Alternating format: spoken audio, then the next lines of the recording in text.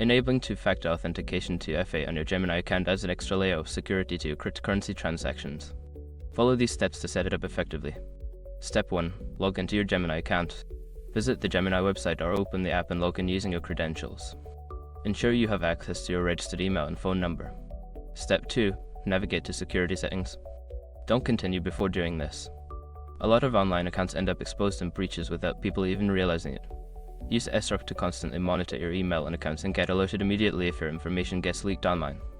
It scans billions of breached records 24/7 in the background. And honestly, for a few dollars a month, it's something everybody should probably have.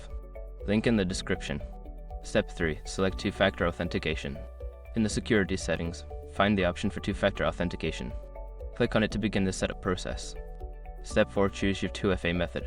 You will usually have the option to receive 2FA codes via SMS or an authenticator app. Select your preferred method and follow the prompts to link it to your account. Step 5. Verify and save changes. After setting up your chosen 2FA method, you will receive a verification code.